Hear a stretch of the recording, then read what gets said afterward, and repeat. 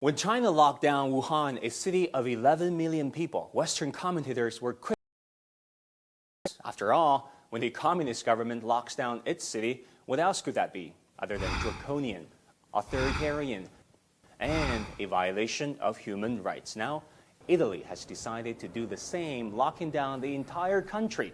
And apparently, the two lockdowns are not the same, at least according to America's most watched cable news network. Italy isn't authoritarian like China, and it's not backward like Iran. It is a modern, developed Western country, in many ways like our country. Italy is now suffering almost 100 casualties, people who've died every day from the virus. In a few months, if nothing stops the virus, there will be millions of cases here. From the right to the left, a similar narrative is followed. Wuhan lockdown came at great cost to people's livelihoods and personal liberties, whereas Italy's lockdown was an effort to contain Europe's worst coronavirus outbreak, according to the New York Times. All this while the world's top epidemiologists advised social distancing, while WHO observers on the ground said Wuhan's lockdown worked, and while new cases in China have declined dramatically, with most regions outside Hubei province reporting few, if any, new cases at all. Besides double standards, there is an ongoing blame game too. Most recently from House Minority Leader Kevin McCarthy, who on March 9th called COVID-19 the Chinese virus, and right-wing media went one step further. An obscure virus arising from a meat market in eastern China to sicken American citizens in Oregon and New Hampshire and Illinois and Midtown Manhattan.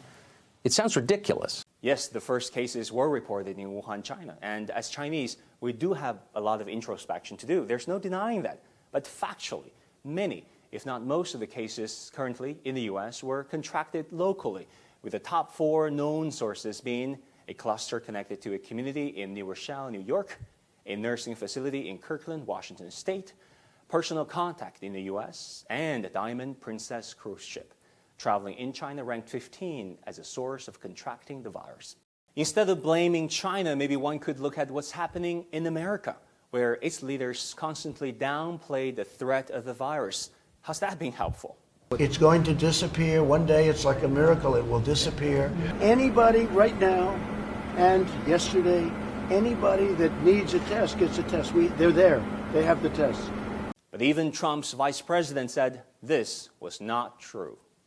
We don't have enough tests today to meet what we anticipate will be the demand going forward.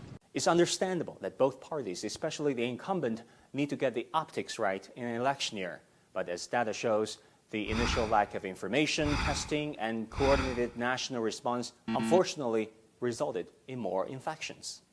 I want to end on a happier note. After all, there are many out there who believe that in these difficult times, our common humanity matters more than our differences. Noi siamo esseri umani. Per noi siete tutti nipoti. Italiano? Sei nipote. Sei francese? Sei nipote. Sei cinese? Sei nipote. Sei di Marte? Sei nipote. Ti saluto con un grande bacio.